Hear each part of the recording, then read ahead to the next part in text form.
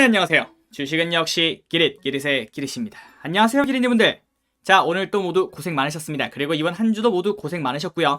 이번 주 주말은 푹 쉬시길 바랍니다. 이야, 이거 이렇게 쉬어도 되나? 이거 이렇게 쉬다가 벌 받는 거 아니야? 그 정도로 쉬시기 바랍니다.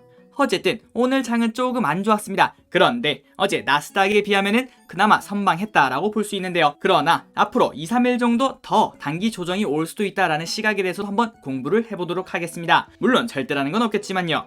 자, 그리고 다른 내용은 욕심을 버리면 투자가 편하다. 2차전지 슬슬 공부해보자. 이때까지는 어떻게 말씀드렸죠? 떨어지는 칼날을 잡지 말자라고 말씀드렸습니다. 그런데 이제부터는 좀 많이 떨어지지 않았나 라는 생각을 조금은 해봐도 될 것 같습니다. 자, 그리고 마지막 설탕세, 달게 먹으면 세금을 내야 된다라는 말이 있는데요. 그것도 한번 알아보도록 하겠습니다. 오늘 또 저기리과 같이 공부하시죠. Let's get it! 매일매일 주린이를 위한 시황정리 3프로TV 경제뉴스 10분 정리 2021년 3월 19일 금요일입니다. 고생 많으셨어요.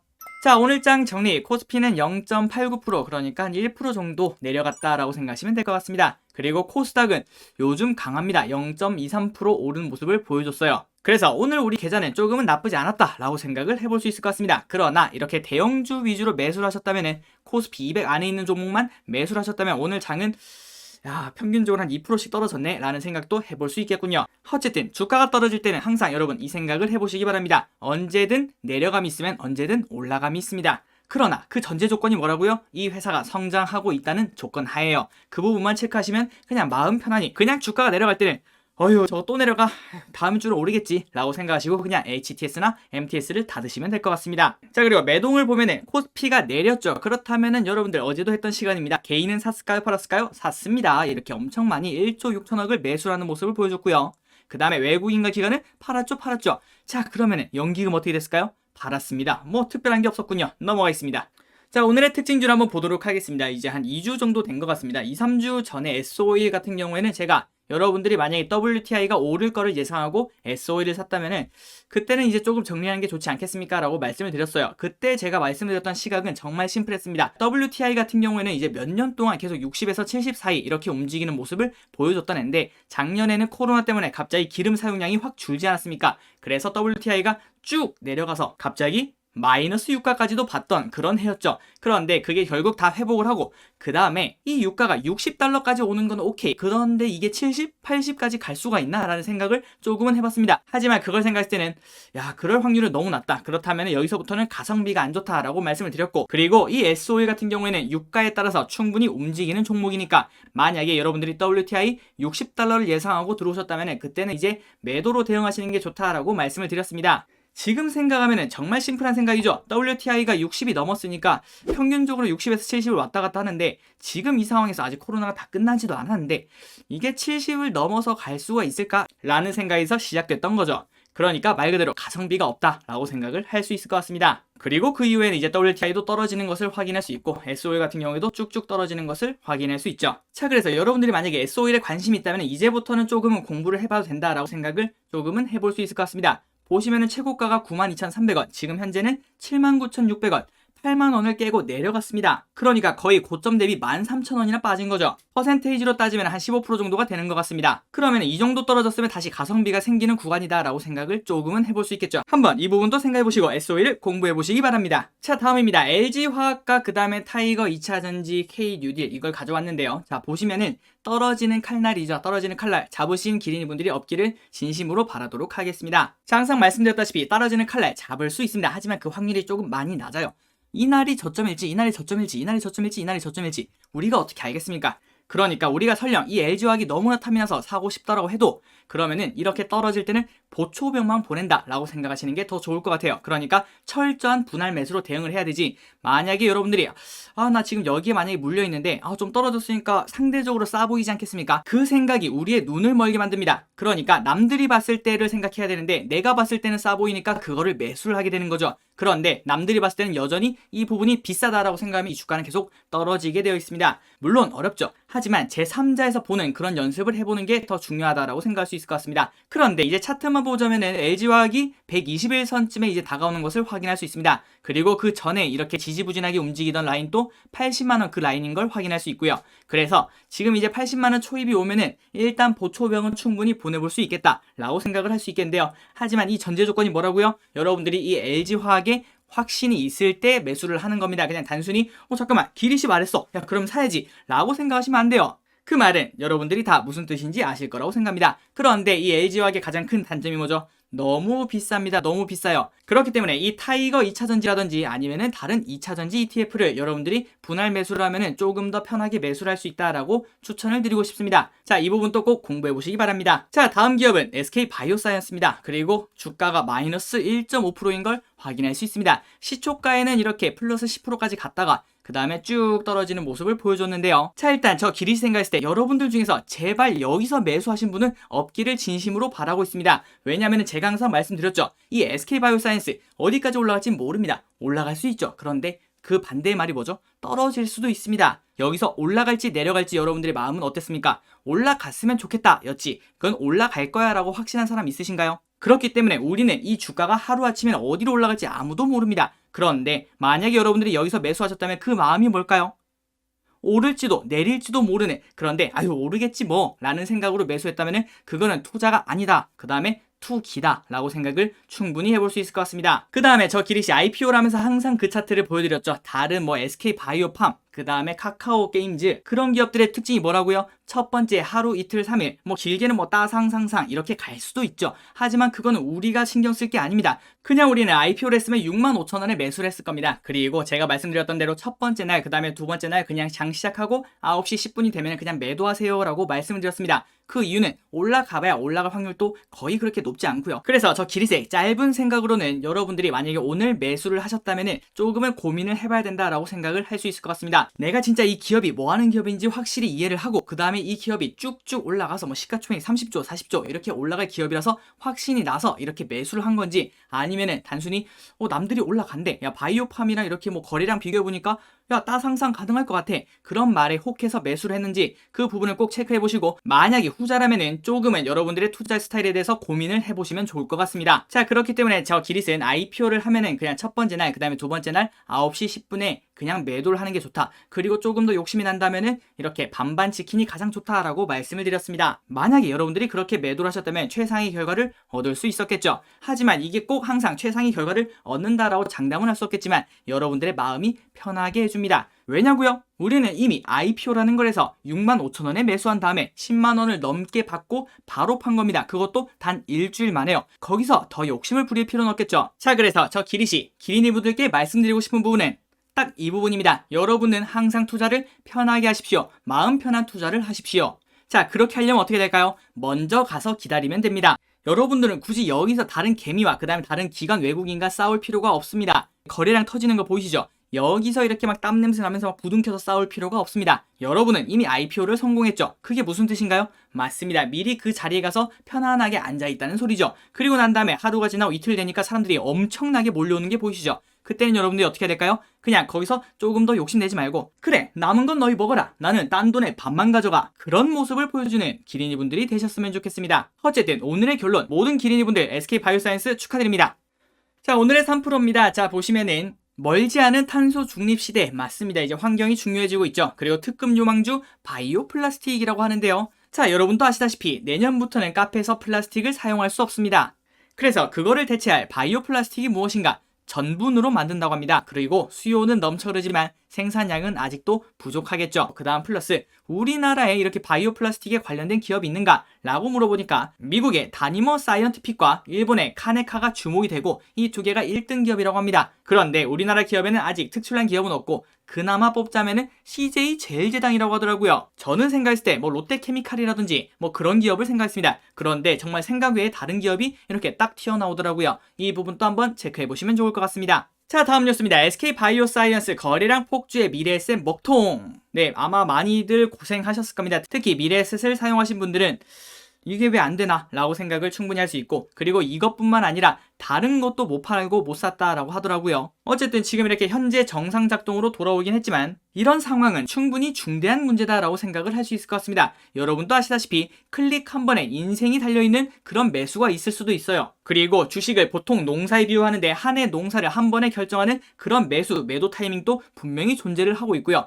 그런데 이렇게 갑자기 지금 9시 40분인데도 안 됐다라고 하면은 만약에 오늘 아침에 무슨 기업을 팔려고 했는데 안 팔린다면 진짜 끔찍한 일이 일어날 수도 있겠죠. 그래서 꼭 이런 부분은 미래에셋에서 이렇게 서버를 증설하고 그 다음에는 이런 일 없게, 그 다음에 이제 피해를 보신 분들에게 전부 다 보상이 나갔으면 좋겠습니다. 그리고 아마도 우리 기린이 분들 중에서도 오늘 아침에 이런 일 때문에 스트레스 받으신 분도 당연히 계실 거라고 생각해요. 고생하셨습니다. 자, 다음 뉴스입니다. 알몸으로 절인 중국산 배추 정말 우리나라에 안 들어왔나 라는 뉴스가 있었는데요. 이제 배추에 대해서 너무 많이 얘기를 해서 이제 며칠은 쉬어야겠다라고 생각을 하고 있습니다. 그런데 이 뉴스는 조금 중요하다라고 생각을 했습니다. 제가 이때까지 알몸으로 절인 배추에 대해서 말씀을 드렸는데 거기에 대한 공포심을 심어드렸지 그게 진짜 우리나라에 들어왔는지 그 부분은 충분히 궁금할 수 있고 그 다음에 제가 알려드려야 된다라고 생각을 했습니다. 그래서 그 내용이 담겨 있더라고요. 한번 읽어보시죠. 최근 중국에서 비위생적으로 배추를 절이는 영상이 공개돼 논란이 된 가운데 전문가들은 해당 배추가 우리나라에서 소비될 가능성은 낮다고 분석했다. 이날 회의에 참가한 세계김치연구소 책임연구원은 동영상에 나타난 절임 방식에 따르면 배추의 색상이 바뀌고 조직이 물러진다며 해당 배추는 우리가 일반적으로 먹는 배추김치를 제조하는 재료로 사용하기에는 부적합하다라고 하고 있습니다. 그리고 중국 현지 실사를 다녀온 한국식품안전관리인증원 대구 지원장은 한국으로 수입되는 배추김치의 절임 공정은 모두 실내에서 이루어지고 있었으며 야외에서 절인 문제의 배추는 국내 김치와는 연관이 없다라고 설명했다고 합니다. 그렇기 때문에 이 기사에 따르면은 조금은 걱정을 덜어도 될 것 같습니다. 자, 다음 뉴스입니다. 신세계그룹 스타벅스 코리아 지분 전량 인수 검토 중이라는 뉴스가 나왔는데요. 저는 이거를 정말 짧게 읽고 뭐야? 신세계에서 스타벅스를 판다고? 라고 생각을 했습니다. 그런데 다시 읽어보니까 전량 인수더라고요. 그래서 속으로 그럼 그렇지 이걸 팔 리가 없지 라고 생각을 했습니다. 일단 신세계그룹이 계열사 이마트가 보유한 스타벅스 코리아 지분 전량을 획득하기 위해 검토를 돌입했다. 이마트가 스타벅스 코리아 지분을 100% 보유할 경우 미국 본사에 지불하던 배당금까지 더해 이마트의 배당금은 기존의 2배로 늘어난다라고 하고 있는데요. 그런데 지금 현재 미국 스타벅스랑 이마트가 얼마나 들고 있나라고 봤더니 절반씩 보유하고 있다라고 합니다. 50대 50이겠죠. 그런데 그 남은 미국 스타벅스가 가지고 있는 50%를 사들이는 방안을 검토 중이다라고 하고 있습니다. 자, 그런데 신세계가 이렇게 스타벅스를 전부 다 인수하면 얻는 게 있겠죠. 그 부분 한번 살펴보도록 하겠습니다. 스타벅스는 신세계와 이마트가 보유한 유통망과 상부상조하는 관계다. 지분 전량 인수를 통해 스타벅스 코리아가 이마트의 자회사가 되면은 이마트의 배당금 역시 지금의 2배로 일어날 것이며 그 다음에 지금 현재 배당금은 미국 스타벅스 300억, 그 다음에 지금 이마트 300억, 총 600억을 받는다라고 하고 있습니다. 그런데 이 모든 거를 인수한다면 그 600억을 내가 혼자 다 먹을 수 있다라고 볼 수 있겠죠. 그런데 이걸 보고 좀 배보다 배꼽이 크다라는 생각을 했습니다. 한편 이마트가 스타벅스 코리아 지분을 전량 보유하더라도 미국 본사에 로열티는 계속 지급해야 된다라고 하는데 이 로열티가 엄청납니다. 자, 보시면은 매출의 5%를 지불해야 되고 그래서 지난해 스타벅스 코리아 매출액 1조 9천억, 말 그대로 2조나 벌고 있죠. 우리나라 스타벅스가 우리나라 매출액이 2조라는 소리입니다. 그런데 그 기준으로 미국 본사에 지급한 로열티는 1,000억 원에 가깝다. 말 그대로 5%이기 때문이죠. 그러니까 미국 스타벅스 같은 경우에는 로열티 1,000억을 가져가고 그 다음에 배당금 300억도 가져간다라고 생각하시면 될 것 같습니다. 하지만 스타벅스 코리아 지분을 전량 보유한다고 하더라도 미국 본사의 로열티, 그러니까 매년 1,000억 원에 가까운 돈은 보내야 된다라고 하고 있군요. 그리고 그 로열티는 우리나라 스타벅스 코리아 영업이익의 1,600억이랑 거의 맞먹는다라고 하고 있습니다. 그래서 이런 걸 보면은 로열티가 엄청난 거구나 라는 걸 알 수 있었습니다. 자, 다음 뉴스입니다. 서학개미의 잠 못 이룬 밤, 파월보다 금리. 이틀 전에는 파월이 이렇게 왕비둘기를 날려서 증시가 괜찮았죠. 하지만 그 다음날 갑자기 금리가 1.75까지 급등하면서 말 그대로 발작을 했습니다. 자, 미국 10년물 국채금리가 18일 1.75까지 치솟으면서 나스닥이 3% 넘게 빠졌다.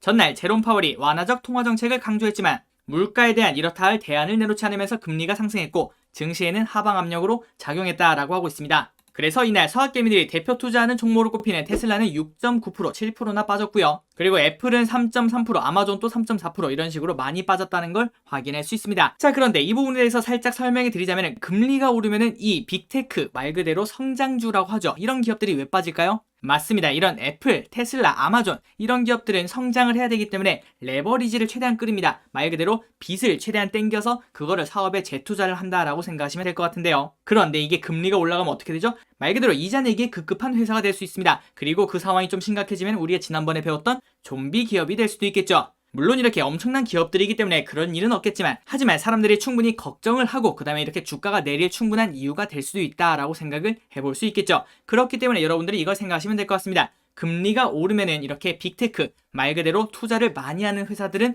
조금 상태가 메롱이다. 그런데 그 반면 은행 같은 기업은 매우 좋겠죠. 이제 그런 부분도 한번 체크를 해보시면 될 것 같습니다. 자, 그래서 나스닥 차트를 봤더니 지난주에 말씀드렸던 거 기억나시나요? 이제 여기서 조금 위험하다라고 했는데 이게 올라가면 더 위험하다고 말씀을 드렸습니다. 그 이유는 파월에서 이렇게 좋은 얘기가 나올 리가 없거든요. 그런데 이틀 전 같은 경우에는 뭔가 조금 이상했습니다.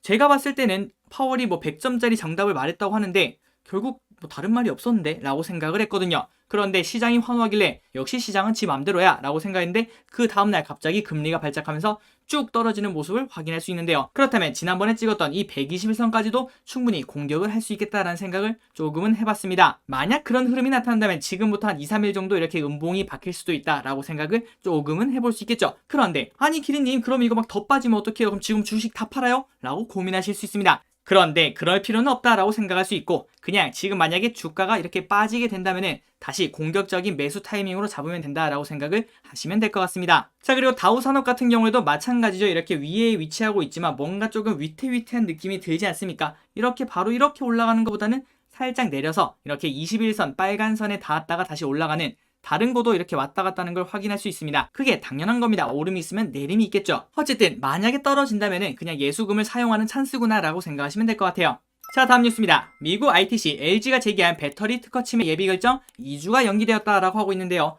아니 무슨 소리야, 지난번에 막 싸워가지고 다 결정 난 거 아니었어? 라고 생각하실 수 있지만 그거랑 따로다라는 것 때문에 가져왔습니다. 자, 지난번에 끝난 거는 LG에너지솔루션이 SK이노베이션을 상대로 낸 영업비밀 침해 사건이고요. 그 다음에 이거는 배터리 특허 침해 다른 겁니다. 그런데 이 두 개가 계속 이어지는 사건이다 라고 생각하시면 될 것 같고요. 그 다음 플러스 이 결정이 원래 오늘이었는데 2주 연기가 된다라는 걸 알려드리도록 하겠습니다. 자, 그리고 LG와 아까 SK이노베이션 아까도 말씀드렸다시피 이제 떨어지는 칼날은 잡지 말자. 그런데 조금 야수의 심장을 가지고 있다면 이제 121선이 왔다 갔다 하는 것을 확인할 수 있는데요. 이 부분에서는 한번 보초병은 보내볼까 라는 생각을 해볼 수 있을 것 같습니다. 하지만 그거를 꼭 명심하십시오. 보초병도 전사하기도 합니다. 자, 다음 뉴스입니다. 달게 만들면 세금 더 낸다. 설탕세 도입 논란. 신기한 거였습니다. 설탕세 같은 경우에는 제가 듣기로는 뭐 중세 시대에 있던 거 아닌가? 라는 생각을 해봤는데 하지만 그 이유가 있더라고요. 자, 보시면 이렇게 당 함량이 높으면 높을수록 이렇게 세금을 매긴다라는 게 있는데요.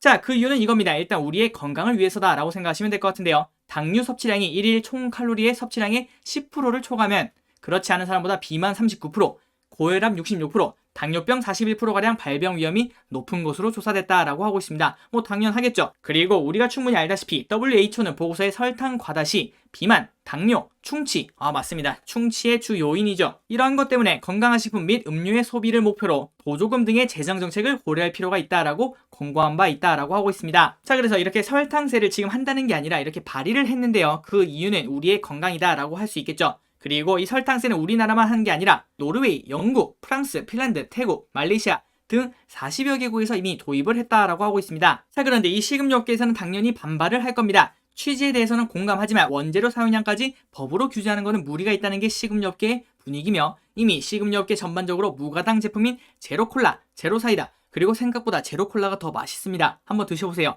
그리고 저염, 저당 실천을 위해 노력하고 있다라고 하고 있는데요. 그리고 식재료가 기호품으로 낙인되는 부작용도 우려 요인 중에 하나라고 합니다. 기호품이 뭐죠? 맞습니다. 담배, 술 이런 게 기호품이라고 하죠. 현행법상 국민건강증진부담금을 현재 담배에만 부과하고 있으며 설탕은 음식을 제조하는 데 필요한 원재료다. 식음료 업계 관계자는 설탕이 몸에 해롭다라는 단순한 이유로 담배와 같은 국민건강증진부담금을 적용하는 것은 맞지 않다며 개정안이 통과되면 설탕을 먹으면 돈도 더 내야 하는 기호품으로 전락하게 된다라고 주장했다고 합니다. 그리고 플러스 저 기리선이 딱 저 뉴스를 보자마자 나중에는 뭐 언젠가는 생기긴 하겠다. 그러면은 또 소금세도 생기겠네 라는 생각을 했습니다. 그런데 여기 보시니까 일각에서는 설탕세에 이어 소금세도 내놓는 거 아니냐라는 목소리도 나온다라고 하고 있습니다. 사람들이 생각하는 게 다 거기서 거긴가 봅니다. 어쨌든 설탕만큼 위험한 게 또 소금이기 때문이죠. 그리고 이 소금도 실제 태국에서는 소금세를 추진 중이며 올해부터는 징수를 하려고 했는데 코로나19 때문에 지금 조금 미뤄놨다라고 하고 있군요. 자, 다음 뉴스입니다. 국토위성 카운트다운 내일 오후 3시 7분 발사를 한다고 합니다. 토요일이죠, 토요일.